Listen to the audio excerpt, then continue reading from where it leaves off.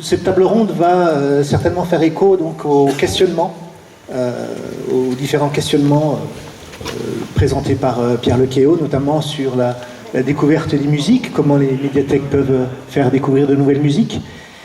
Et puis donc, je laisserai donc Damien, dont le pseudonyme à la radio c'est Chami, présenter les intervenants. Je vais par contre présenter Damien Chaminade, qui est ici.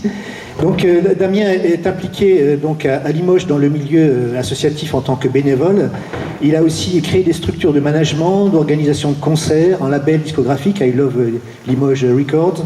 Et depuis 2009, Damien Chaminade travaille en radio comme animateur et programmateur musical sur la station Bob FM à Limoges. Donc, cette station donc, est membre du réseau Ferrarock, la Fédération des radios associatives de découverte musicale. Voilà, donc promouvoir la découverte musicale, justement, il va en être question dans cette table ronde, puisqu'on va parler de géopolitique de la musique à l'ère du numérique. Alors, géopolitique de la musique, l'expression peut paraître peut-être un peu excessive, mais dans le contexte actuel, on voit comment, dans le contexte de la guerre en Ukraine, comment les enjeux autour de la programmation des artistes russes et de la découverte des artistes ukrainiens donc, est devenu quand même un enjeu important. En temps de paix aussi, on parle de cette géopolitique passe aussi par le terme de soft power ou d'influence culturelle, souvent déployée par les majeures compagnies et par les grandes plateformes dont nous parlait Pierre Lequéot, Deezer, Spotify, Netflix, etc. Et donc l'enjeu, c'est le soutien et la promotion de la diversité musicale sur différentes esthétiques, et notamment ici la chanson francophone, les musiques du monde, et de contribuer à la découvrabilité des artistes et des structures qui les programment. Bon voilà, je pense, j'ai assez parlé, je passe la parole à Damien Chami. Vous avez le micro, d'accord, entendu.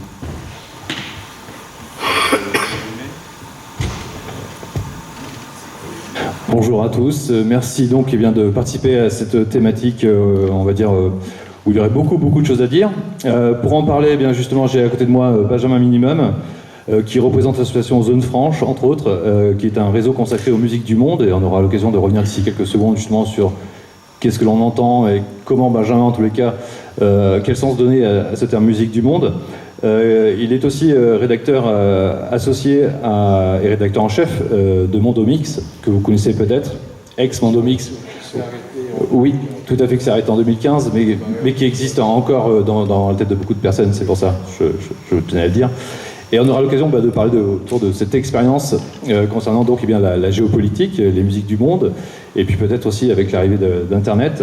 À ma droite, j'ai Laurence Desperrières, qui est la présidente donc, de la Fédération des actrices et des acteurs de la chanson francophone et qui est également coordinatrice d'un festival qui se nomme Chante à part. Et puis à côté, donc, j'ai Fabricio, qui travaille du côté de la médiathèque de Canet-en-Roussillon et qui aura l'occasion de nous parler, un petit peu comme il a pu faire hier lors de son atelier, de ces fameux réseaux de résistance qui peuvent exister encore sur Internet, même si Internet est en train d'évoluer et de devenir un magasin mondial, un site marchand. On aura également l'occasion peut-être aussi de parler de la marchandisation de la culture et donc de la musique et des artistes. Juste avant, donc, d'après l'exposé que nous avions eu, on a pu entendre effectivement que la musique était l'un des vecteurs pour créer le plus de liens, que ce soit donc dans des médiathèques ou dans le sens culturel beaucoup plus large, bien entendu. Sauf que la problématique, il faut avoir accès à cette musique, il faut avoir accès donc à ces artistes, il faut qu'il y ait donc une libre circulation. Et donc le contexte de la géopolitique rentre en jeu, puisqu'on va pouvoir remarquer en tous les cas que beaucoup d'artistes qui viennent du monde entier ont souvent des messages à faire transmettre. La musique, c'est aussi un reflet de l'état d'un pays, de comment il est dirigé, s'il est un état démocratique ou bien un état un peu plus rigide. On a de très nombreux exemples avant même donc l'arrivée d'Internet. Je pense notamment au bloc de l'Est de l'époque, où la musique circulait tout de même. Il y avait des réseaux de résistance qui étaient organisés. Je pense notamment à un exemple qui est très connu, à savoir que la musique de l'Ouest arrivait à l'Est par divers moyens, à savoir donc la copie pirate, car aujourd'hui la République tchèque est l'un des plus gros producteurs de disques vinyles. Ce n'est pas pour rien, ça remonte aussi à cette époque-là. Et puis il y a cet exemple aussi qui moi m'avait beaucoup marqué, c'était les disques qui étaient imprimés sur des radios. On utilisait en fait les radios dans les hôpitaux pour pouvoir graver les 45 tours des Rolling Stones et des Beatles, de toute cette veine-là, pour pouvoir donc l'écouter du côté de Bloc de l'Est. Benjamin, alors je vais te tendre le micro justement, et première question, quel est le sens que tu donnes au terme musique du monde? Oui, parce que chacun a sa définition en fait. Oui, c'est pour alors ça, déjà, le définir. Déjà le terme, il a évolué, il est apparu un peu comme une réponse au questionnement anglo-saxon de savoir ce qu'on faisait de toutes ces productions venues d'une part de l'Occident, souvent organisées par l'Occident, à partir de musique plus autochtone, plus de la diversité, d'autres cultures, d'autres continents. Il y a eu une mode, on a trouvé, ils sont réunis pour savoir comment mettre ça dans les magasins, et ils ont trouvé World Music. En France, ça a été traduit par Musique du Monde. Qu'est-ce qu'on résume là-dedans? Toutes ces notions de rencontres musicales, de musique née sur un territoire à partir d'une culture propre, et de toutes les rencontres avec tous les autres styles. Cette terminologie est restée jusqu'à aujourd'hui. Elle est aujourd'hui très remise en question. Il y a un questionnement, notamment de la part de personnes plus jeunes qui s'intéressent à ces musiques et qui entendent dans cette terminologie d'abord cette notion un peu commerciale, cette notion aussi post-colonialiste, comme une vision comme ça, et aussi qui trouve aberrant que ce terme musique du monde qui doit résumer toutes les musiques en résume qu'une partie. Bon, à partir de là, ça permet de donner une visibilité quand même à un certain nombre de musiques moins accessibles, plus minoritaires, un peu loin des canaux, des gros canaux de diffusion et de représentation. Ça a permis de faire force, l'unité, voilà. Rassemblons-nous, nous sommes plus forts, enfin bref. Donc, partant de là, je ne sais pas comment m'arrêter, parce que c'est déjà tout un débat, ce questionnement sur la terminologie, qui est en cours, sur lequel il n'y a pas de solution, il y a beaucoup de questionnements, il y a beaucoup de réflexions à se faire et à faire. Voilà, après, je peux peut-être... Oui, vas-y, je t'en prie. Non, c'était justement à partir de quand ce terme musique du monde est apparu, et comment, en tous les cas, qu'est-ce qui a été le déclencheur pour que on s'intéresse en fait à la musique qui vient de tout plein de pays à travers le monde. C'était avant même l'arrivée d'Internet, donc cette curiosité-là a été mise en place par des artistes qui ont pu venir chez nous. Est-ce qu'il y a eu une mode, entre guillemets, justement, de cette culture africaine qui est arrivée en France, qui était très présente dans la variété française? La même chose du côté des États-Unis?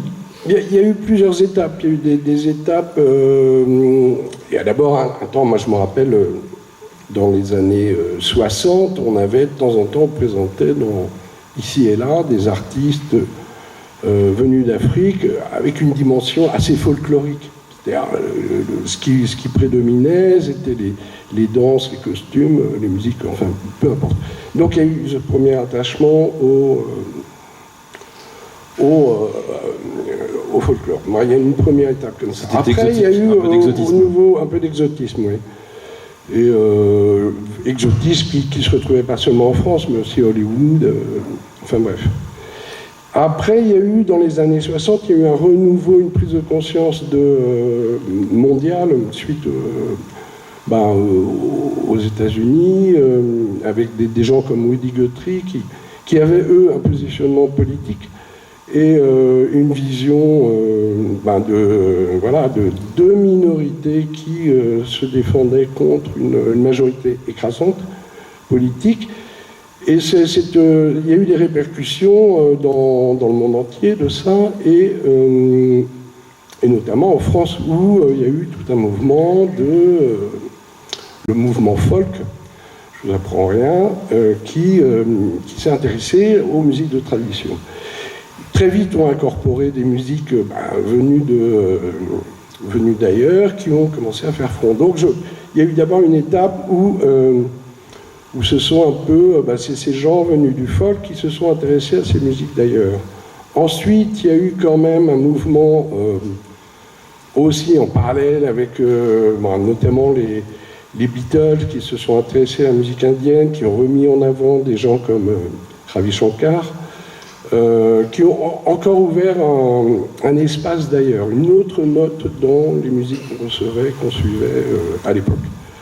Après ça, le jazz s'en est emparé, et en fait, toutes ces musiques ont fini par être, génération après génération, le public, avec un bagage autre, le public occidental, a commencé à s'intéresser de plus en plus, a commencé à faire des échanges. Dans les années 80, il y a donc eu des producteurs qui se sont intéressés à ces musiques-là pour produire quelque chose d'autre. Et dans un premier temps, ça a beaucoup été le fait de producteurs occidentaux qui ont été voir des coloris presque. Et certains, comme Peter Gabriel, qui ont été un peu plus loin en essayant de redonner une visibilité, de faire enregistrer des disques à certains musiciens d'un peu partout et à les promouvoir. Après, il y a eu une autre évolution, alors dans les années 90-2000, où là, le matériel de fabrication de musique, c'est-à-dire la MAO et tout ça, avec Internet, il y a une diffusion, une production qui est devenue locale, et des échanges qui étaient un peu plus équitables.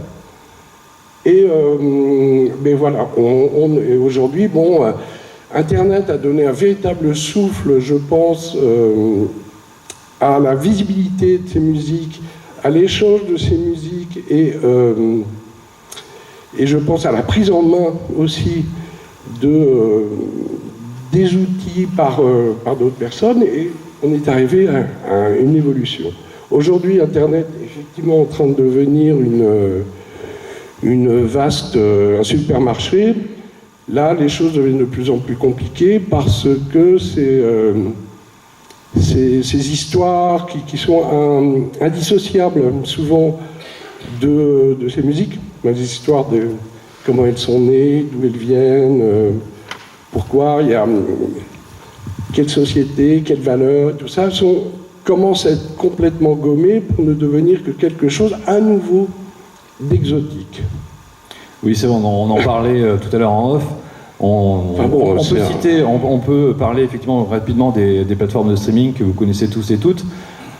Avant que cela existe, l'apparition d'Internet a permis tout simplement à ces musiciens-là du monde entier qui avaient accès donc à Internet de pouvoir poster leurs productions sur des plateformes libres, gratuites, que tout le monde pouvait écouter.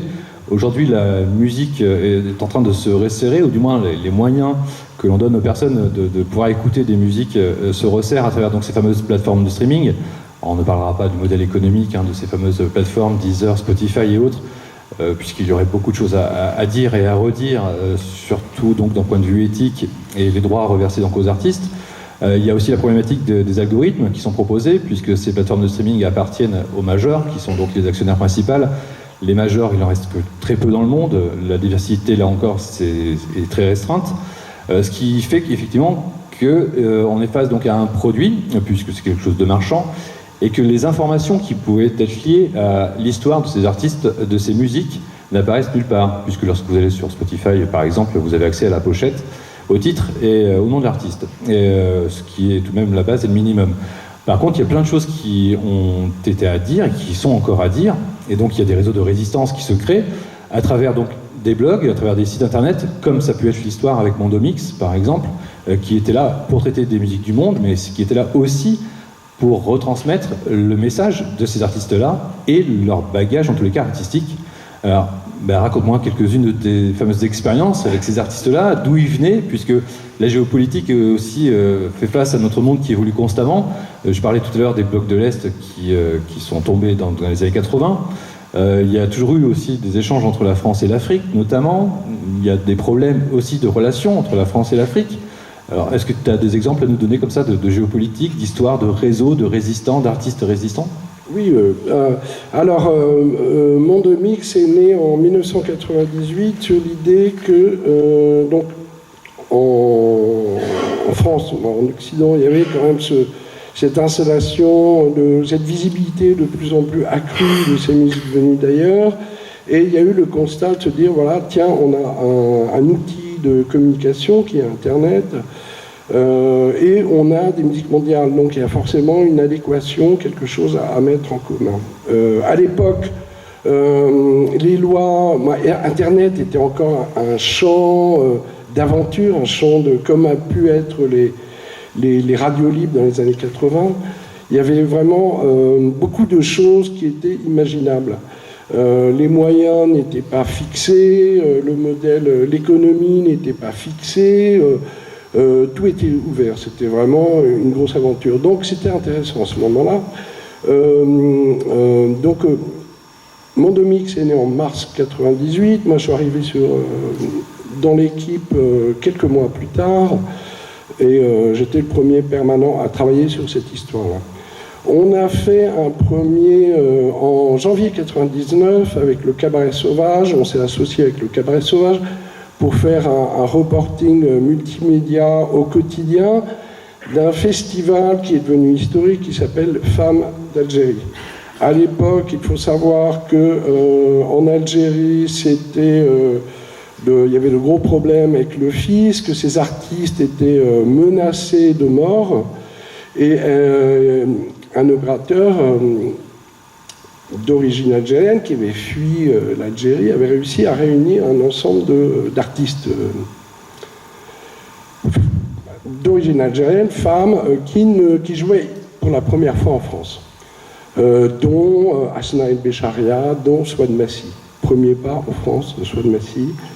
Et nous, à deux, on faisait, à trois, on suivait les concerts, on rencontrait les artistes, et le lendemain, chaque jour, on produisait un texte, des photos, des sons de concerts, des sons d'interviews.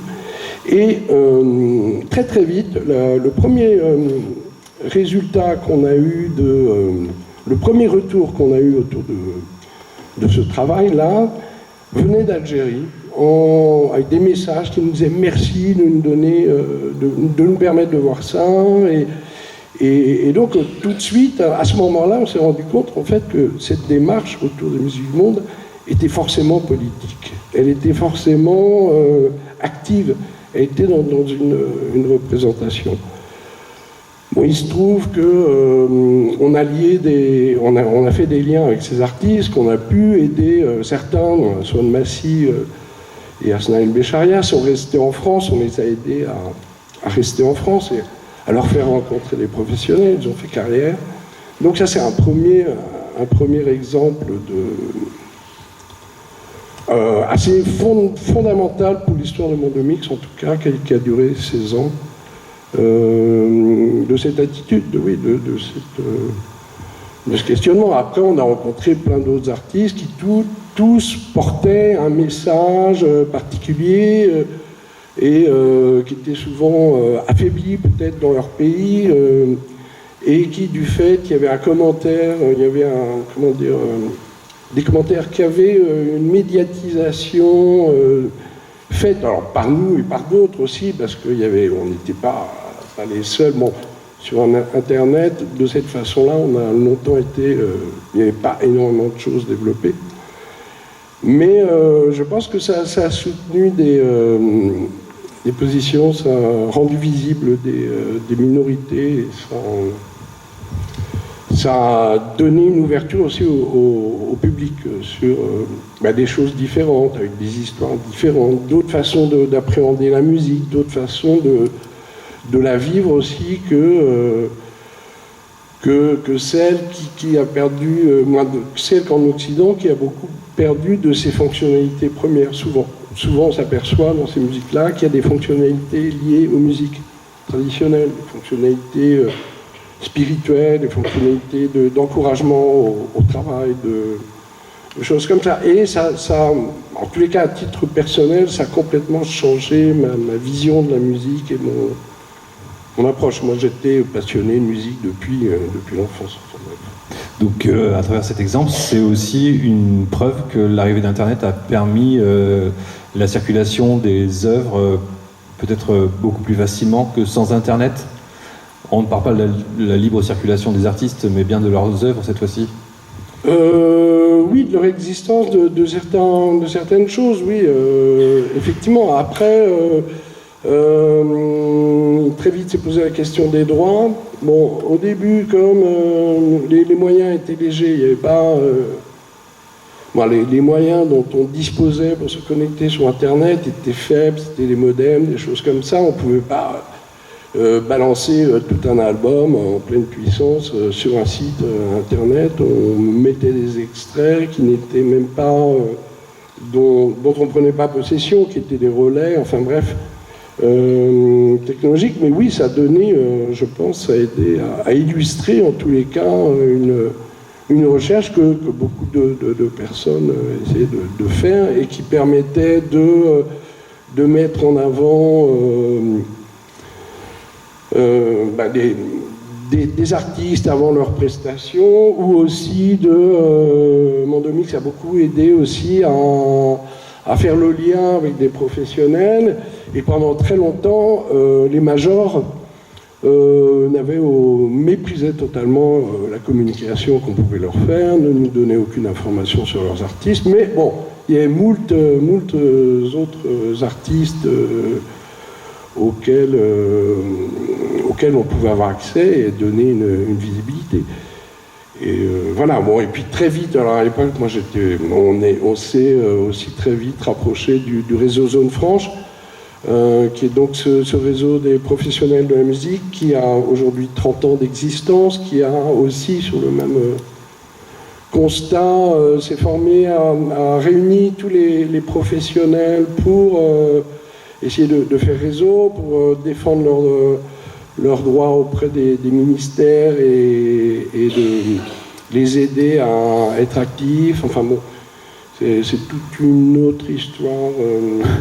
Enfin bon, c'est-à-dire que cet élément Mondomix, on est rentré dans une communauté de défense et d'intérêt autour de ces musiques-là. Et on est devenu un élément qui avait son rôle à jouer et qui aidait à faire le lien. On peut parler aussi de Haut Son, qui est là encore quelque chose qui cherche à sensibiliser autour de cette diversité culturelle et de cet accès donc aux œuvres, à cette diversité. On peut parler également, et on va terminer avec toi Benjamin, de choses qui est très actuel, à savoir donc le conflit qu'il y a actuellement entre la Russie et l'Ukraine, puisque tout à l'heure, en fumant une cigarette, tu as reçu un message de musiciens ukrainiens qui sont activistes, qui ont fui l'Ukraine donc il y a quelques jours. C'est ce que tu as appris aujourd'hui. Est-ce que tu peux me raconter justement cet échange culturel avec ce groupe et le contexte, un petit peu, la forme d'engagement qu'ils peuvent avoir? Alors, il s'agit d'un groupe qui s'appelle Daka Braka. Je vais vous mettre le fichier, là, vous allez pouvoir savoir comment, avant de lancer le son, il est là, comment ça s'écrit. Il y a des disques disponibles. Hein. Donc, Daka Braka ou Dara Braha.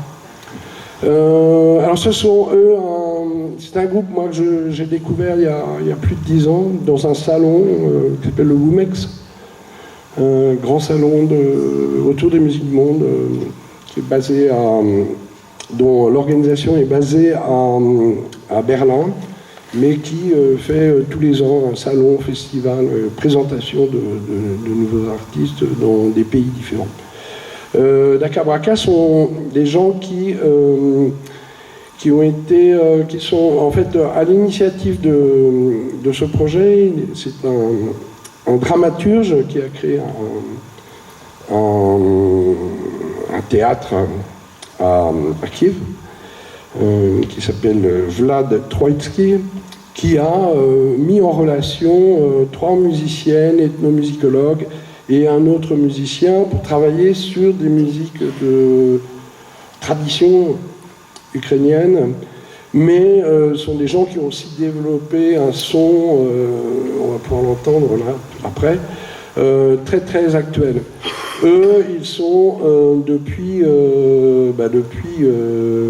10 ans, ils sont très concernés par ce qui peut se passer comme problématique avec la Russie. Au moment des éléments de Crimée, ils avaient aussi alerté quand ils ont grâce à leur participation au MEX, ils ont réussi à avoir une visibilité internationale, à tourner en France parce que ce sont des artistes d'excellente qualité. Et ils sont aussi donc porteurs d'un message politique. Petite parenthèse, il n'y a rien de plus efficace pour être entendu qu'une qualité artistique réelle, une démarche artistique réelle liée à un message. Et eux, voilà, depuis des années, alors, pendant les problèmes là, en 2000, je ne suis pas très bon pour les dates. Enfin bref, ils montraient des images des manifestations et depuis 10 ans, ils sentent venir le problème avec Poutine.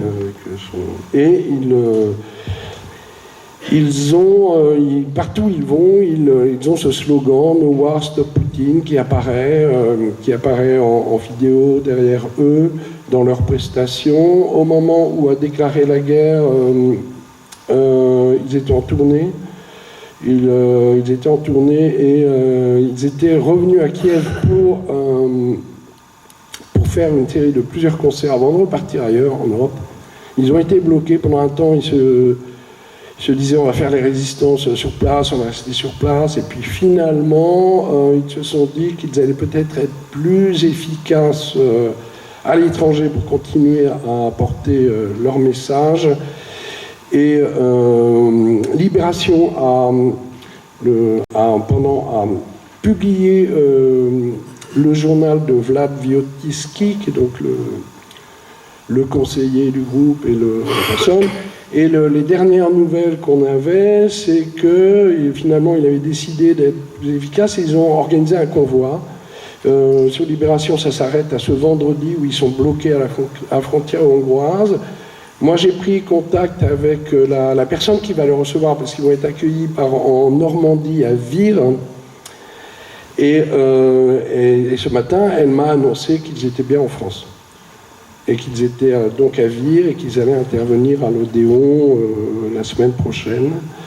Et donc, on va écouter un morceau qu'ils jouent depuis maintenant des mois, qui s'appelle Plivshoven, un bateau navigue, qui est un chant qui inclut dans leur chant pour ceux qui défendent je parle à leur place, notre liberté.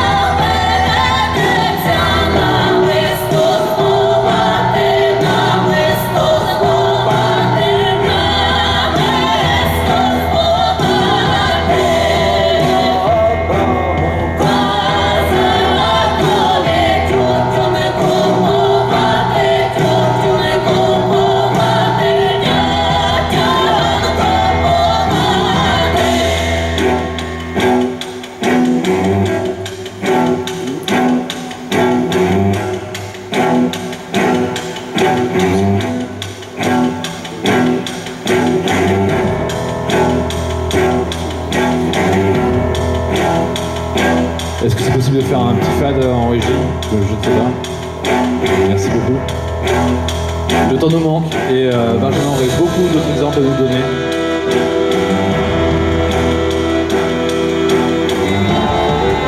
On avait parlé de Rachita, on avait parlé de tous ces artistes venus du Maghreb pour pouvoir s'exprimer librement en France.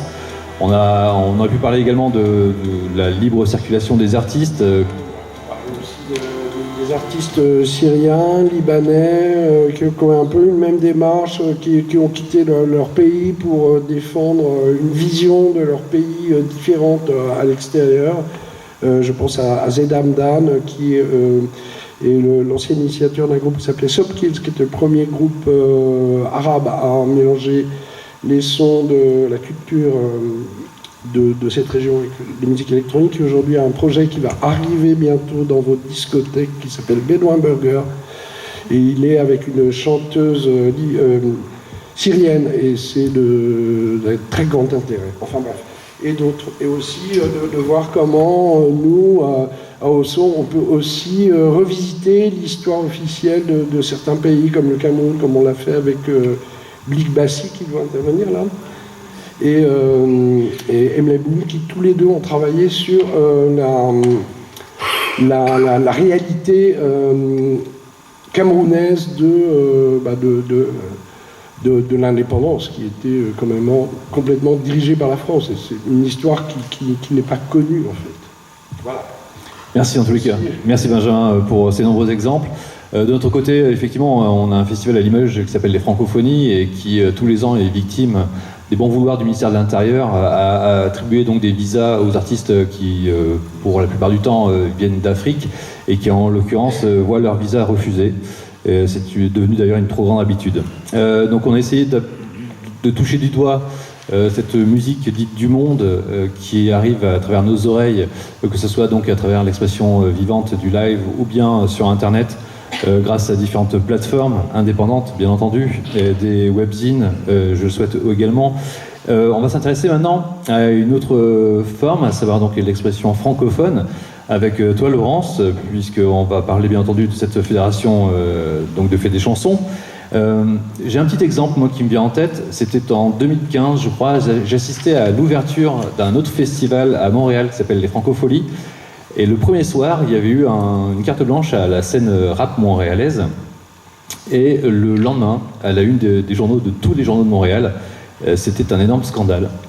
Puisqu'effectivement, les journalistes, les critiques de la musique montréalaise ne comprenaient pas du tout pourquoi le choix de cette programmation, en tout cas, pourquoi mettre en avant ces jeunes rappeurs qui chantent dans une langue très différente, en tous les cas, comparée à leurs aînés. Ils appellent ça de leur côté de la novlangue, un mélange de français, d'anglais, d'argot montréalais, de néologisme. Alors la francophonie en 2022, comment toi tu en parles, Laurence ? Merci. Tu rentres dans le vif du sujet. Oui, parce que le temps est assez court. C'est super. Donc, Fête des chansons, c'est les musiques d'expression francophone. Très vite, au sein de cette fédération qui regroupe des acteurs de différents pays, notamment le Canada, mais aussi la Suisse, la Belgique, s'est posé la question du périmètre de la francophonie. Et qu'est-ce que c'était les musiques d'expression francophone ? On a été très vite d'accord pour dire que ça ne se limitait pas à la langue française et j'allais dire, ce sujet-là a été assez vite réglé entre nous. En revanche, jusqu'où va-t-on et pourquoi va-t-on sur d'autres chemins ? J'allais dire, j'ai beaucoup aimé quand tu as parlé de communauté de résistance et le sujet de cette table ronde, parce que je pense qu'à Fait des chansons, nous sommes militants au niveau de la francophonie. En tout cas, nous nous plaçons à ce niveau-là. La langue française, elle s'enrichit de toutes les langues, à la fois régionales, à la fois des langues chamboulées, des langues métissées, des langues créoles, des langues ultramarines venant de territoires ultramarins. Et en tout cas, elles ne peuvent pas se limiter à la chanson française. Alors, dans l'exemple que tu donnais, pour le coup, ça cumule deux inconvénients, on peut dire ça comme ça, quand on est une fédération qui aime la chanson et qui aime la chanson française aussi, mais francophone. Tout de suite, on nous dit la chanson, ça peut pas être du rap. Ah bon? Mais pourquoi? Mais pourquoi? Donc là aussi, il a fallu qu'on définisse le périmètre de notre chanson. Et c'est une chanson qui peut être électro, qui peut être rap, qui peut être hip-hop, qui peut être poétique, qui peut être slamée. En bref, quand il y a du texte et de la musique, et que le texte, j'allais dire, propose un propos, c'est de la chanson. Pour nous, en tout cas, c'est de la chanson. Et donc, pour le coup, le rap fait bien évidemment partie de la chanson. Et la francophonie, l'exemple que tu nous donnais sur Montréal, nos copains québécois, et j'insiste sur le côté québécois, sont maintenant dans une réflexion par rapport à la langue, puisque au Canada, il n'y a pas que des Québécois qui parlent français. Donc les minorités, je dirais, qui s'expriment, qui sont sur le territoire loin de Québec, demandent à avoir voix au chapitre, c'est-à-dire sur tout ce qui a pu être mis en place pour favoriser la circulation de ces artistes s'exprimant en français, je vais dire, parce que le français fait partie évidemment des expressions francophones. Ils se sont sentis dans les minorités. Il y a un fort mouvement, un démarrage de mouvement sur la reconnaissance des langues autochtones qui font partie de la francophonie, qui fait partie de la réalité du Canada et je dirais de leur actualité. Les journaux, l'espace médiatique n'est pas encore prêt à cette évolution. Ça va demander du boulot et c'est pour ça que je m'exprimais en termes de militants et que nous, au sein de Fédé Chansons, nous militons pour cette ouverture. Voilà. Non, c'est parfait, Laurence. Effectivement, on va prendre le temps tout de même de discuter et de revenir sur ce réseau de résistance à travers donc un exemple qui a lieu actuellement au Canada et au Québec, pour être plus précis, puisque nous, en France, on a des critères et des quotas d'expression française qui ont été imposés aux radios, qui sont en train d'évoluer. Il faut savoir qu'au Québec, c'est encore plus compliqué que ça et que chaque chanson enregistrée et diffusée à la radio avant doit être validée, à savoir qu'il y a un comité qui se réunit et qui écoute le nombre de mots en français qui doit être équivalent à 60% dans la chanson avant de pouvoir donc effectivement de rentrer dans ces fameux critères et donc d'avoir accès à des aides, voilà, pour la fabrication d'un disque. Enfin, c'est des choses qui sont très très contraignantes et qui ne prennent pas en compte, bien entendu, toutes ces minorités. On pense notamment donc aux Acadiens, voilà, toutes ces personnes-là, en tous les cas, qui font cette diversité culturelle. Réseau de résistance également au sein de Fédé Chansons, qui est une fédération qui compte parmi ses membres tous les acteurs de la chaîne musicale, puisque ça va des chanteurs et des chanteuses, bien entendu, des artistes, mais ça va aussi au centre de diffusion, ça englobe toute cette chaîne, toute cette économie. Réseau de résistance aussi du choix de l'indépendance et de mettre en avant des artistes dits découverts. Oui. Alors, j'allais dire, si le militantisme, on le fait au niveau de l'ouverture par rapport à la francophonie, j'allais dire, notre résistance et la communauté de résistance, on l'a fait face à une uniformisation que nous imposent les médias, j'allais dire, ou Internet, et face aux propositions riches et variées et talentueuses que nous recevons, franchement, le métier, toute la chaîne du métier s'est mobilisée ou tente de se mobiliser pour faire écouter autre chose. Et comment on permet au public d'avoir accès à tous ces artistes qui n'ont pas, eux, accès aux médias. Une des réflexions, puisqu'au démarrage, Fédé Chansons, ce n'était qu'un regroupement de festivals. On était 25 festivals, des grands, des petits. Il y avait les Franco, par exemple, de grands festivals, mais aussi des Festival Bobby-Lapointe à Pézenas, enfin les plus petits. Et très vite est apparue la nécessité de représenter toute la filière. Quand on dit toute la filière, c'est les producteurs.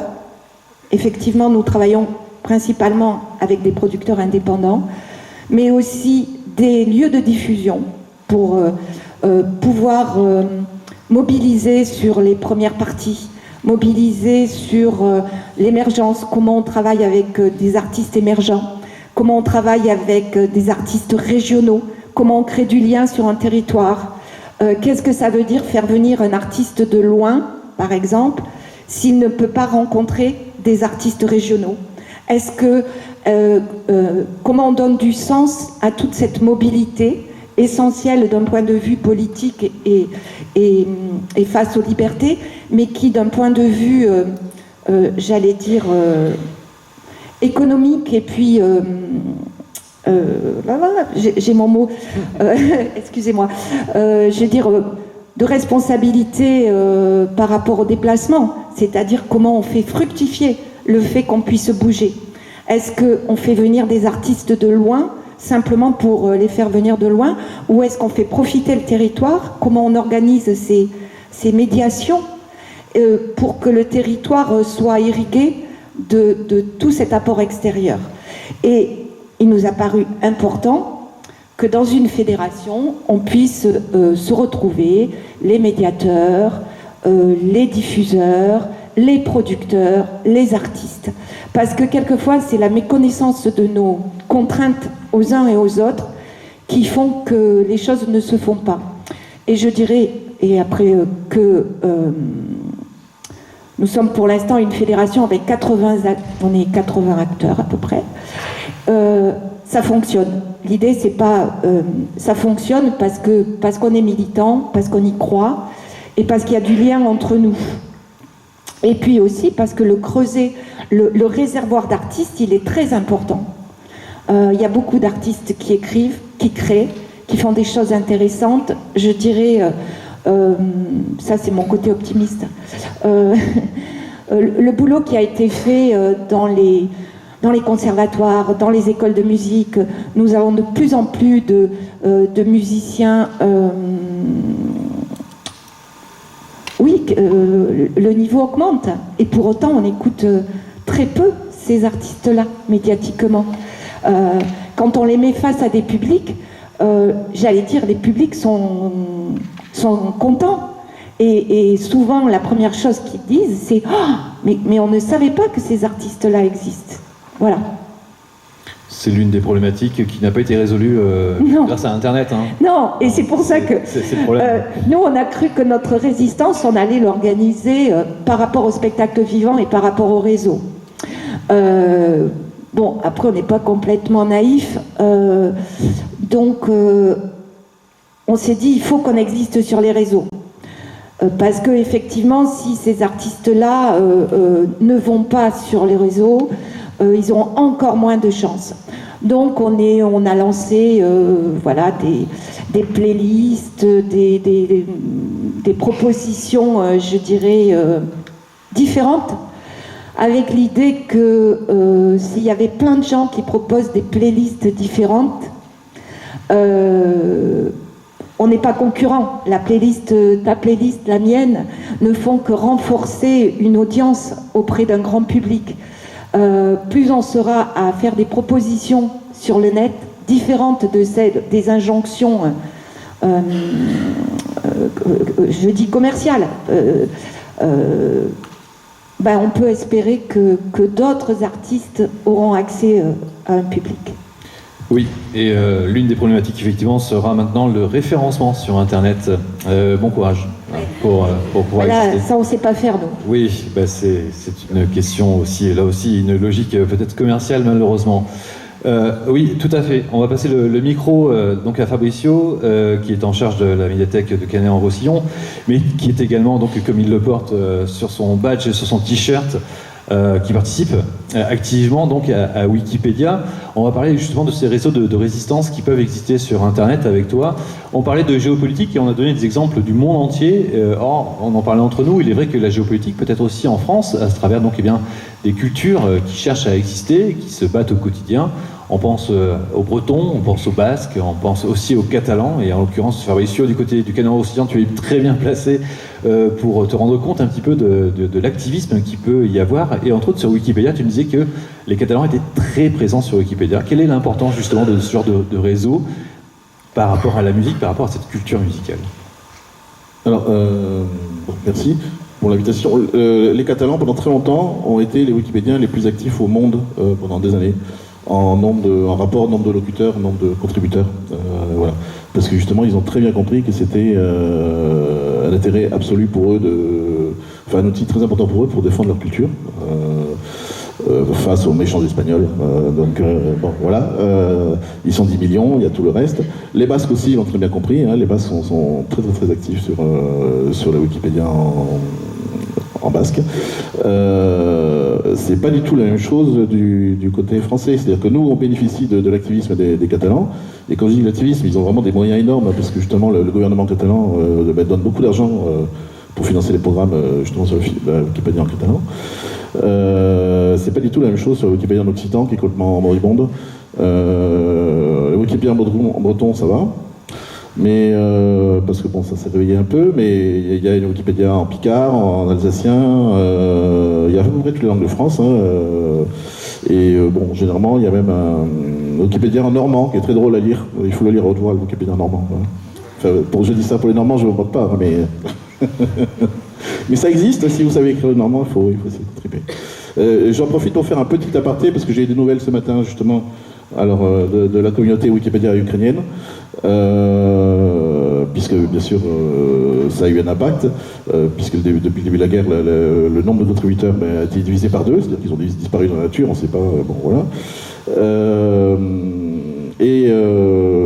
On a eu les premières arrestations, donc c'était il y a quelques jours, donc là c'était pour la Wikipédia en russe,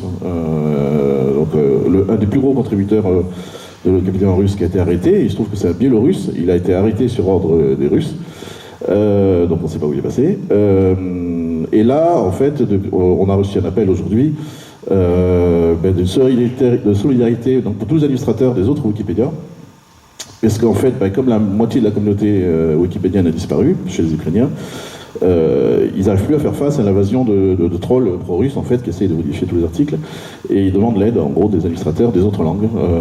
Voilà, il y a des choses qu'on peut faire, des choses qu'on ne peut pas faire, mais enfin bon, voilà, il va y avoir une mobilisation en attendant qu'on les retrouve, en espérant qu'on les retrouve. Donc là, vraiment, on parle de communauté de résistance. De résistance, mais on ne parle pas de musique. On ne parle pas de musique, c'était un petit aparté, voilà. Pour revenir au sujet, oui, donc, le comité de résistance, on est déjà, je pense, tous en tant que bibliothécaires, on est vraiment déjà des résistants, puisque on fait le choix de mettre certaines choses dans nos bibliothèques et pas d'autres. On fait le choix de faire la promotion de certains artistes, de défendre les scènes locales éventuellement quand on en a les moyens. Et surtout, voilà, puisqu'on parlait de référencement de l'information, je vais essayer de ne pas trop me répéter par rapport à ce que j'ai pu dire hier. On est des gens qui savent quelque part rentrer des données, de l'information, etc. Ça fait une puissance de frappe qui, à mon avis, est sous-exploitée. Parce que ça reste pour beaucoup dans le monde des bibliothèques. C'est-à-dire que ça, même si nos catalogues sont bien renseignés, ça ne communique pas avec le reste. Donc bien sûr, moi je vais prêcher plutôt pour ma paroisse qui est celle plutôt de Wikipédia et d'autres choses, je vais en parler après. Mais pendant des années, et je sais que je ne suis pas le seul ici, voilà, moi j'ai contribué sur tout ce qui est base de données discographiques, donc là c'est très important aussi, le référencement des disques en général. Donc pour moi c'était plutôt sur Retro Music, mais il y en a ici, je sais que c'était sur Discogs. Et là c'est un travail qui est indispensable, parce que non seulement c'est un travail de référencement qui permet de faire remonter tout ce qui est moins connu, c'est-à-dire qu'il n'y a pas le top 50, hein, il y a aussi tout ce qui mérite d'être connu et qui souvent ne trouve pas sa place sur Internet. Internet c'est bien, mais on est noyé dans la base des informations, et donc quelque part nous, en tant que bibliothécaires, on sait faire ce tri. Et je pense qu'on a un rôle à jouer dans ce tri-là. Mais c'est aussi une façon de quelque part de poser une mémoire de ce qui s'est fait. C'est-à-dire qu'au fur et à mesure que les groupes disparaissent, que les artistes disparaissent, tout ce référencement qui s'est fait sur ces bases de données reste. Il reste pas forcément le son, parce que là c'est encore une histoire plus compliquée, mais il reste moins la trace de tout ce qui a été produit un jour ou l'autre. Et toutes ces bases de données qui existent ont des rêves un peu fous. On en parlait hier pour Wikipédia, mais c'est pareil pour ces bases de données. Voilà, sur Discogs ou sur Radio Music, l'ambition, c'est de référencer tous les enregistrements qui ont été faits depuis l'invention du cylindre jusqu'à aujourd'hui. Et alors se pose aujourd'hui un problème plus compliqué avec tout ce qui n'a pas de support physique. Voilà, bon, ça finira peut-être par se résoudre. Mais en attendant, si déjà on arrive à référencer tout ce qui a été produit sous forme matérielle, ça serait déjà pas mal. Pour revenir juste finir l'introduction, je voudrais juste simplement donner une idée de la force de frappe qui existe sur l'ensemble des projets Wikipédia et qui pareil est sous-exploité. Hein. Hier, donc, dans mon intervention, je parlais du projet musique, où il y a beaucoup de gens qui travaillent sur les projets musique sur Wikipédia et ailleurs, et de plus en plus aujourd'hui donc sur Wikidata. Donc Wikidata, pour pas vous faire peur, c'est la base de données en gros qui est destinée à fédérer tous les projets Wikimedia, dont Wikipédia n'est juste qu'un tout petit bout. C'est vraiment le sommet de l'iceberg, Wikipédia. Mais derrière, il y a Wikicommons qui est la base de données pour toutes les images qui sont stockées. Il y a d'autres choses, et surtout il y a Wikidata, voilà, qui a pour ambition de devenir la base de données universelle. C'est-à-dire qu'elle va relier non seulement tous les projets Wikimedia, mais aussi tous les catalogues bibliothèques, ce qu'elle fait déjà, toutes les bases de données discographiques, les liens vers les réseaux sociaux, voilà. Et donc on peut créer là-dessus, pour un artiste, pour un label, pour quoi que ce soit, on peut en fait concentrer sur une fiche Wikidata le lien vers toutes ces pages qui sont perdues éparpillés ailleurs sur Internet. C'est-à-dire qu'on va aller sur le catalogue du VIAF, on va voir juste en gros les autorités. Très bien. Mais on reste dans le monde des bibliothèques. Sur Wikidata, on va essayer de faire le lien vraiment entre tout ça. Et quand je dis une force de frappe, on n'a pas conscience, quand je dis qu'on n'a pas conscience de la communauté qui travaille vraiment en ligne, en permanence. En gros, là, si ce lien se met en route, ça, c'est toutes les modifications qui sont faites en direct sur tous les projets Wikimedia. Donc là, c'est tous les humains qui sont en train de faire des modifications en ce moment-là, maintenant. Alors, on peut voir de temps en temps des petits gris. Tout ce qui est en gris, c'est les robots. Mais tout ce qui est en bleu et en rouge, c'est les humains. Donc là, c'est des gens qui sont en train de travailler sur la planète. Donc il y a des modifications qu'on peut voir sur Wikipédia. Il y en a, quand on voit un petit code WD, c'est sur Wikidata. Donc ça va être la plupart des codes, ça va être sur Wikidata. Et puis après on voit les codes langue, tous les autres travaillent. Je te coupe, mais on est d'accord, cela ne fonctionne uniquement que via des contributeurs à titre bénévole. Alors, la plupart du temps, c'est bénévole, puisqu'effectivement, alors c'est pas interdit d'être payé sur les projets en général, c'est déconseillé, parce que forcément, ça génère des conflits d'intérêts. Mais de plus en plus, à travers la planète, il y a des projets qui sont montés justement de Wikipédiens ou de Wikimédiens en résidence. Donc il y en a un à Clermont-Ferrand en ce moment qui a été pris justement pour 6 mois là, pour mettre en valeur le patrimoine de Clermont-Ferrand. Il y en avait un il n'y a pas longtemps en Auvergne. Ils en ont pris il n'y a pas longtemps aussi au Québec. Voilà, les Québécois sont très actifs, voilà, on en parlait, parce qu'ils ont compris aussi que c'était un intérêt pour eux, voilà, pour mettre à la fois en valeur la peinture et la musique, enfin les arts au Québec, sur Wikipédia et sur tous ces projets-là. Alors, voilà. L'une des problématiques que moi je me pose, en l'occurrence, et je ne pense pas être le seul, vu que tout cela est fait via des contributeurs, comment l'information est vérifiée, puisque tu en parlais très rapidement tout à l'heure de ces fameux trolls qui ont envahi Internet depuis maintenant pas mal de temps, en l'occurrence aussi des nations qui payent des gens pour troller d'autres nations, enfin bref, voilà le monde de l'information, bien entendu, de la guerre de l'information. Comment on est en capacité de pouvoir vérifier toutes les sources disponibles via Wikipédia ou Wikidata ? Alors le premier outil qu'on a sur tous les Wikipédiens en général et sur Wikidata, c'est les robots. C'est-à-dire qu'il y a des filtres qui sont programmés pour repérer direct toutes les insultes ou quelqu'un qui va essayer d'effacer tout un article. Voilà. Les robots, c'est la première barrière. Et après, il y a les humains. Et c'est là justement que, voilà, ce que je disais qu'on a un problème sur la Wikipédia en ukrainien, ce matin, c'est qu'il n'y a plus assez d'humains. Et effectivement, là, la Wikipédia en ukrainien est en danger de perdre quelque part sa fiabilité à ce moment-là. Mais pour l'instant, la plupart des grandes Wikipédia tiennent parce qu'il y a assez d'humains. Voilà. Mais lorsque je vois le nombre d'informations qui défilent devant mes yeux, je me dis que les... Alors, il faut faire une différence entre les contributeurs lambda Et après, les patrouilleurs. Donc les patrouilleurs, il y a différents niveaux, les révocateurs, administrateurs, donc je suis. Mais si on accumule les administrateurs, en gros les révocateurs, en gros les gens qui surveillent la Wikipédia en français, c'est 300 personnes. Pour un nombre de données, est-ce qu'on tu es capable pour de 2 donner un millions chiffre d'articles, pour 2 millions d'articles, il est encore connecté tous les jours. Oui, on est maximum 150, je pense, à surveiller ce qui se passe. Et combien d'articles sont publiés par an? Des dizaines de milliers, mais c'est difficile en fait de savoir. Quand on en supprime à peu près autant, quand on supprime des centaines, des milliers tous les jours, c'est assez compliqué. Oui, alors hier j'expliquais justement que Wikipédia n'était pas le meilleur ami des scènes locales et des artistes locaux parce que les critères restent assez stricts. Par contre, Wikidata a un avantage, c'est que les critères sont beaucoup moins stricts. On peut vraiment créer des fiches sur à peu près n'importe quel artiste du moment qu'il a produit quelque chose, sur n'importe quel label, pareil, du moment qu'il a sorti quelque chose, n'importe quel festival. Et ce que j'ai pu constater, du coup avant-hier, j'ai créé vos fiches pour faire les chansons et les zones franches parce que j'ai vu que ça y était pas. Et donc, donc maintenant vous y êtes. Mais pourquoi est-ce que c'est important de le faire ? Voilà, maintenant vous êtes sur Wikidata. Pourquoi est-ce que c'est important de le faire ? Parce que, en fait, aujourd'hui, Wikidata est devenu le meilleur ami de Google. Voilà. C'est-à-dire que quand vous faites une recherche sur Google, vous pouvez être sûr que 9 fois sur 10, en gros, les premières données qui vont sortir, et notamment dans la box qui est à droite, c'est des données qu'il va aller chercher dans Wikidata et éventuellement, en plus, si la page Wikipédia existe, dans Wikipédia. Pourquoi est-ce qu'il fait ça ? Parce que Wikipédia c'est intéressant, mais ça existe que dans 300 langues. Bon, Google c'est une cinquantaine de langues, mais Wikipédia c'est 300 langues. Et surtout, Wikidata c'est paramétrable dans un nombre de langues à peu près infini. C'est-à-dire qu'à partir du moment où on a rentré les propriétés pour dire tel artiste est né à, le label est né à, une naissance, si on l'a rentré dans 1000 langues différentes, en fait Google peut donner le résultat dans 1000 langues. Si vous voulez savoir où est né tel artiste, en fait. Voilà. Donc pour Google, en fait, c'est du pavé, c'est gratuit en plus, il se sert, donc il n'a rien à faire. Il sait que c'est fiable, parce que toutes les études, il y a eu beaucoup d'études qui ont été faites qui montrent que c'est assez fiable. Donc voilà, et forcément, il passe son temps à piocher dedans.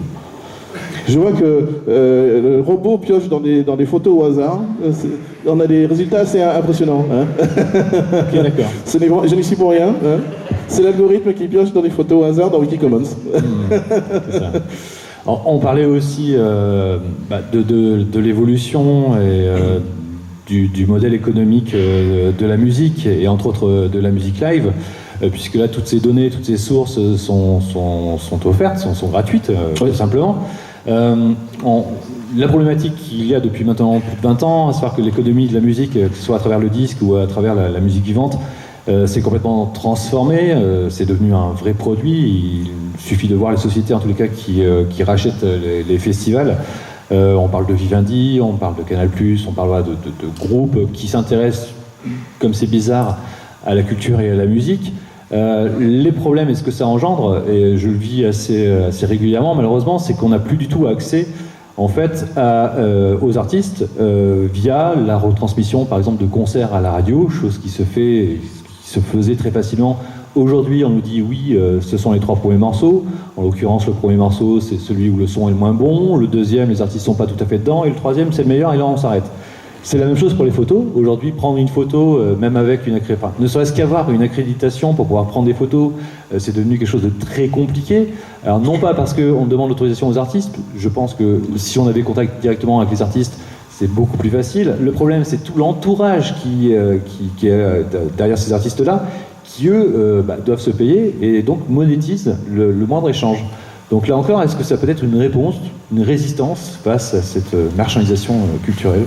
C'est une résistance de continuer à essayer de fournir du contenu libre de droit, entre guillemets, de reproduction, dès qu'on peut.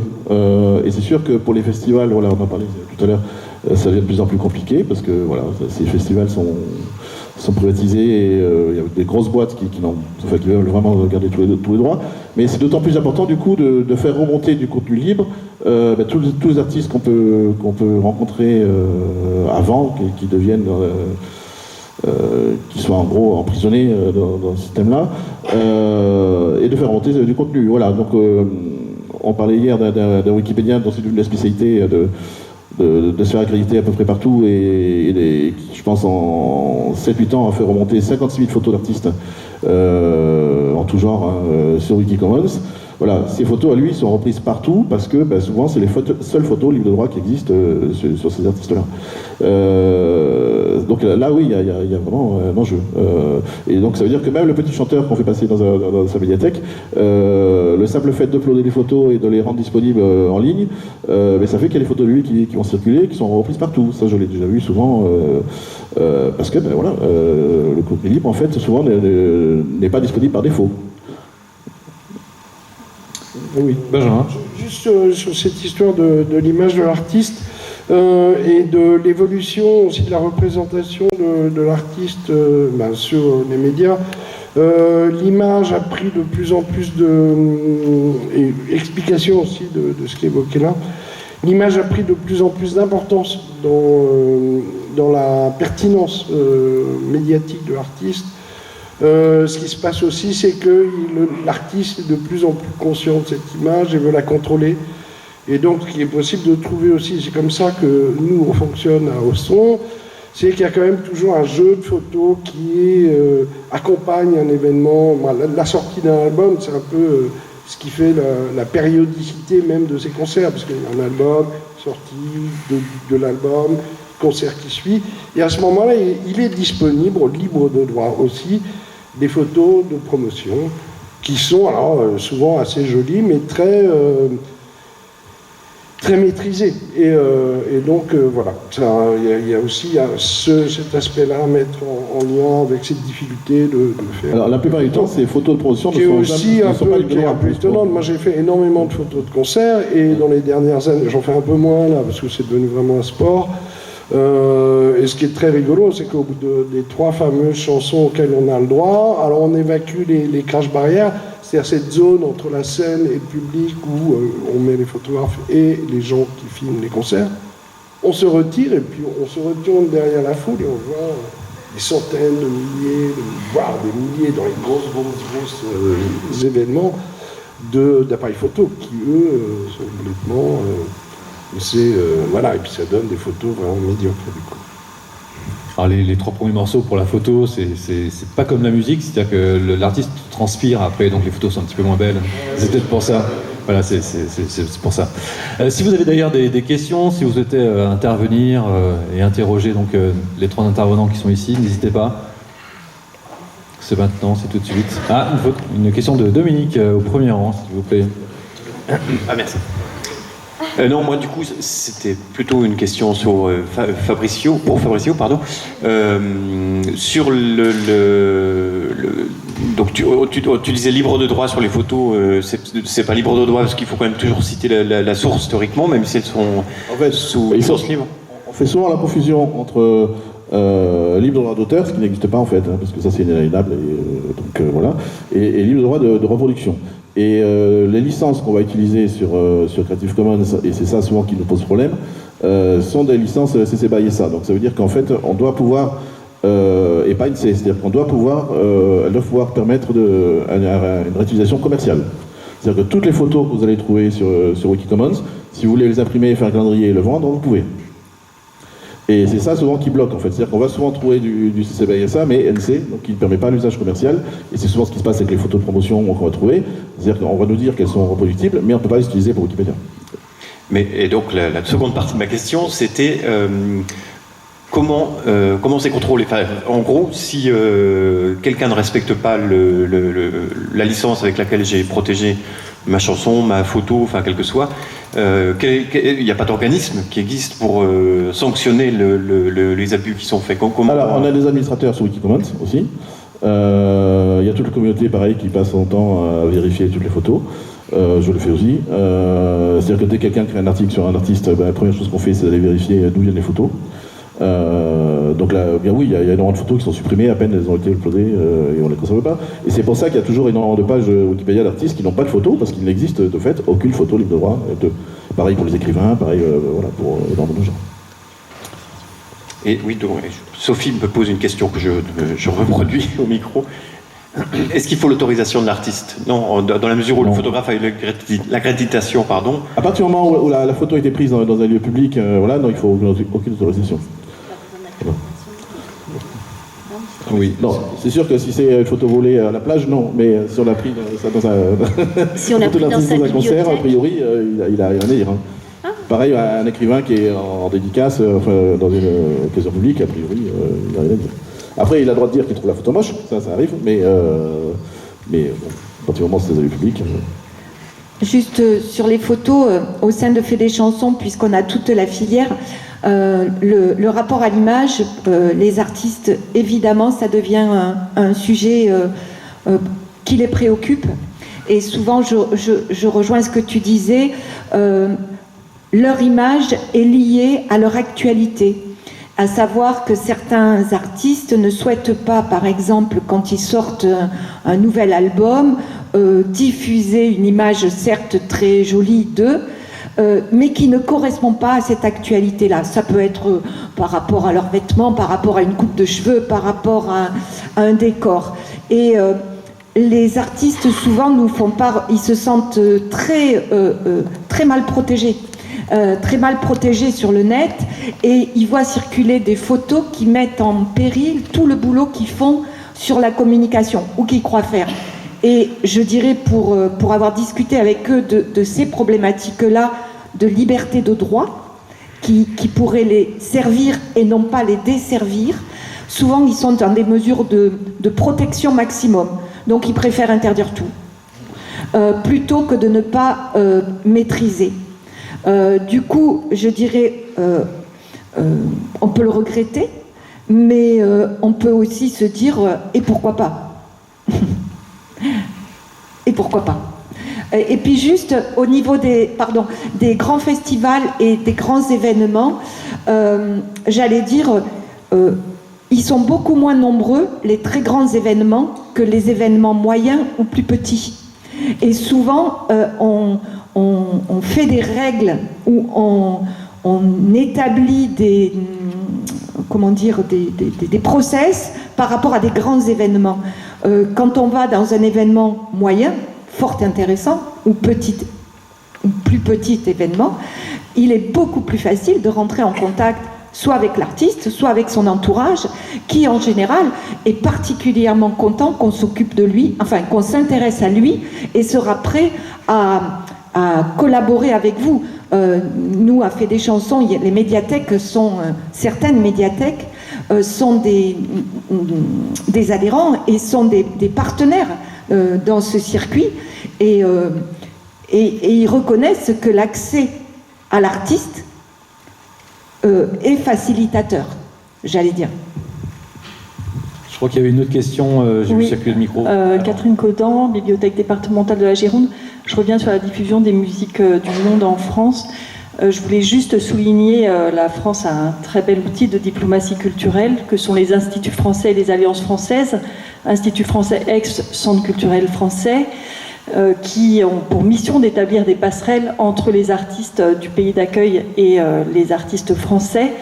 Et bon, je pense par exemple au Centre culturel français de Dakar, qui à l'époque a été la première scène pour beaucoup d'artistes africains, Ismaëlo, Youssou N'Dour, et voilà, j'en passe, ou Habib Koité au Mali par exemple, et qui continue avec, hélas, pas les mêmes moyens aujourd'hui, mais d'œuvrer pour voilà, cet échange artistique entre les pays, et qui peuvent être des relais encore aujourd'hui.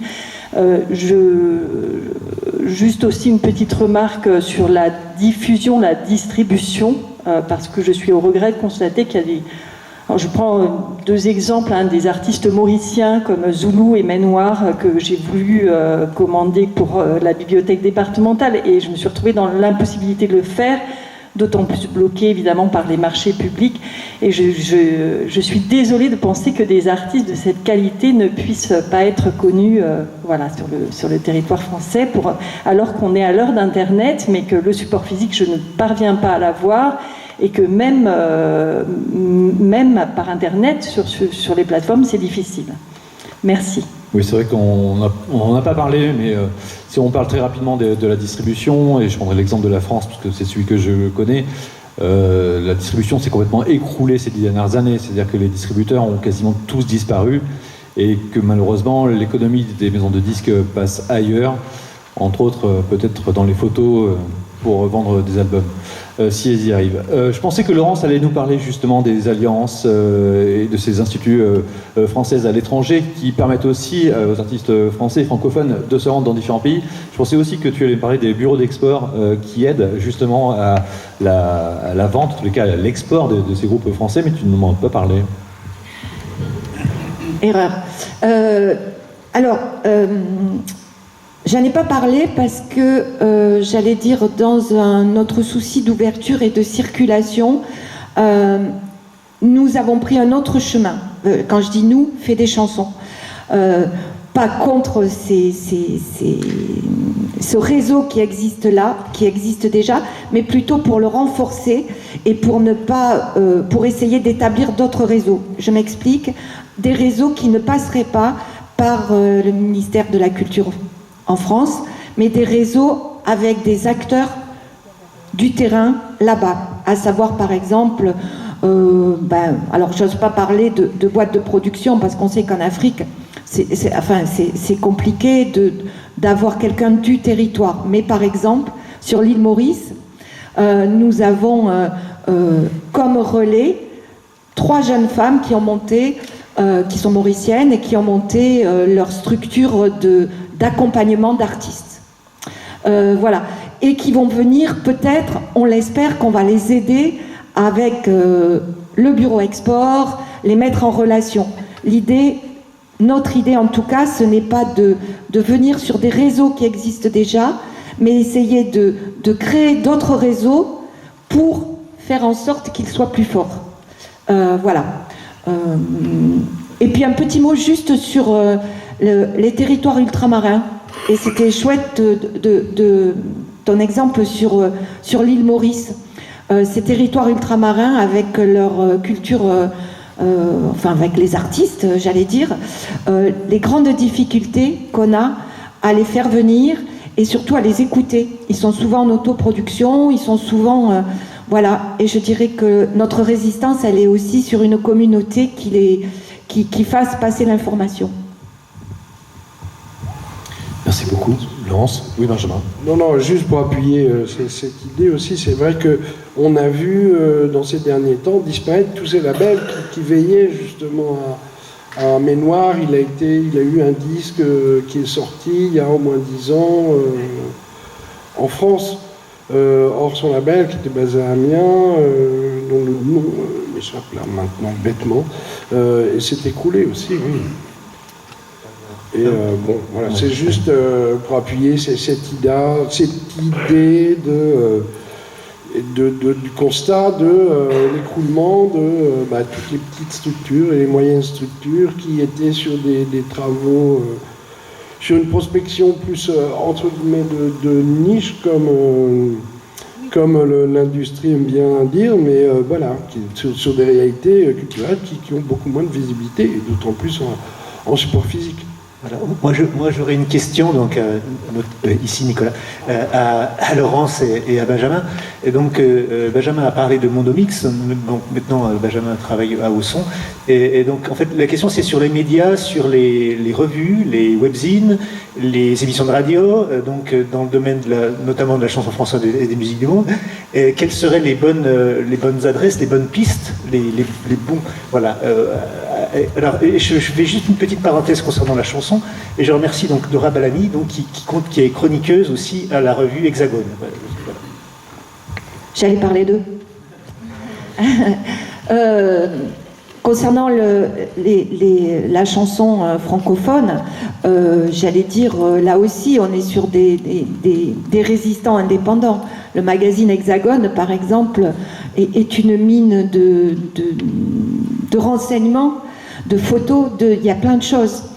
J'allais dire, dans les médiathèques, je vous invite à la voir. Francophone est aussi un des derniers magazines indépendants qui est sur l'actualité. Et puis après, j'allais dire, c'est peau de chagrin. Des journalistes culturels, enfin qui s'intéressent à la culture et qui font sur de l'émergence, ne font que sur la diversité, que si derrière il y a eu un attaché de presse qui a bossé et que derrière il y a une carrière qui se profile. Donc c'est pas tout à fait la diversité que nous on promeut. Derrière il y a une idée. Oui, alors en France, depuis 2000, la décennie 2010, la fin de la décennie 2010, il n'y a plus aucun magazine papier autour des musiques du monde. Et c'est ce qui a alerté l'équipe de Zone Franche qui a décidé de lancer ce média au son.com. Zone Franche vit principalement de subventions, donc ils ne sont pas contraints à ce qu'ont rencontré la plupart des magazines liés à la musique, à savoir l'obligation de suivre le calendrier de l'industrie qui, achetant de l'espace publicitaire, permettait à ces magazines de vivre, mais aussi donnait une certaine obligation de montrer tel ou tel artiste. Donc Au-Son est détaché de ça. C'est un exemple, je pense, assez unique de médias qui est quand même assez indépendant. Il est dépendant de ses subventions, mais ces subventions ne l'oblige pas dans le choix de ses sujets, et ce qui permet de créer. Et puis moi je pense que ce monde des musiques et le discours autour des musiques du monde est de plus en plus politique. Il croise aussi les problèmes d'écologie, de parité, de toute cette visibilité des minorités en général, et donc il y a des tas de sujets qui s'offrent à nous. Donc au son.com, c'est des petits moyens, il n'y a pas profusion, il n'y a pas tout, c'est pas très, très ancien. Après, il y a un autre site internet que je vous recommande qui s'appelle Pan African Music, PAM pour les intimes, qui a la chance d'avoir pour rédacteur en chef quelqu'un d'extrêmement compétent qui s'appelle Vladimir Cagnolari, qui est un ancien de Radio France, qui était l'initiateur avec son solo de l'Afrique enchantée. Eux, ils ont des moyens, des gros moyens, de l'industrie parce qu'ils sont financés par Idol. Idol étant un des fournisseurs de contenu pour tous les sites de streaming. Voilà, ils ont une certaine indépendance éditoriale, mais comme l'indique leur nom, Pan African Music, ils ne s'intéressent qu'à une partie de ce qu'on appelle les musiques du monde, qui est la partie à laquelle on pense le plus facilement quand on est ici sur ce continent, sur ce pays français qui a un lourd historique avec l'Afrique.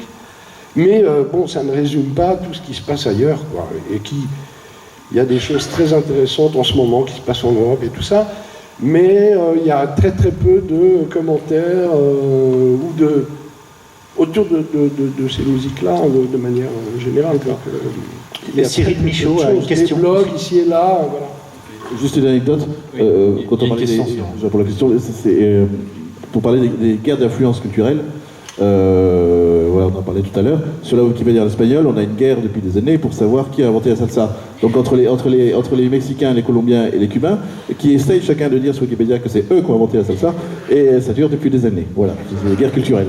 J'attends le débat sur la cumbia, qui sera bientôt. Il y a le même débat sur la cumbia. Oui.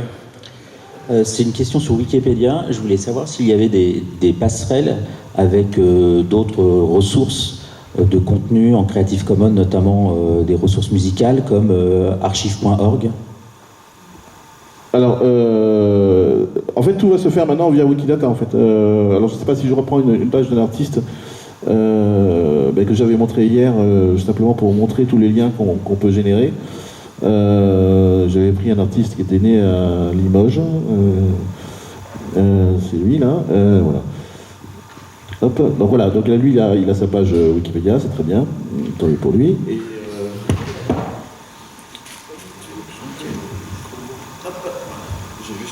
non, c'est bon. J'ai ouvert sa page Wikidata. Donc vous avez le lien Wikidata toujours sur la gauche, donc vous êtes sur une page Wikipédia. Voilà, donc là en fait, bon là on n'est pas connecté, donc on a toutes les données en anglais, mais à partir du moment où vous avez un compte, vous pouvez avoir tout en français. Ben voilà, qui nous dit que c'est un humain, tout ça, etc. On s'en doutait, qu'il est né à Limoges, etc. La langue qu'il parle, ses études, où est-ce qu'il habite, son label, son site, il y a même le nombre de gens qui le suivent sur les différents réseaux. Il n'est pas à jour. Hein. Voilà, et là on commence à rentrer dans les autorités. Donc là il y a le lien vers toutes les autorités en fait, qui ont été rentrées par des humains. Là pour le coup, c'est pas des robots qui ont tout rentré. Hein. Donc là on a Rero, c'est la Suisse, IDRF, WordCat, tout ça, etc. On a les liens vers AllMusic, Deezer, Discogs, voilà, IMDb, Instagram, il y a tout a été rentré. Après voilà, le lien on peut le faire à partir de là. Et ça c'est utile pour Google qui des fois doit différencier les artistes ou simplement faire le lien entre tous les sites d'un même artiste. En fait, là en fait il va trouver tout concentré au même endroit. Par contre, je ne sais pas si ça répond à peu près à la question. Non, parce que je pense que sur archive.org, effectivement, moi je m'en sers et je l'utilise beaucoup.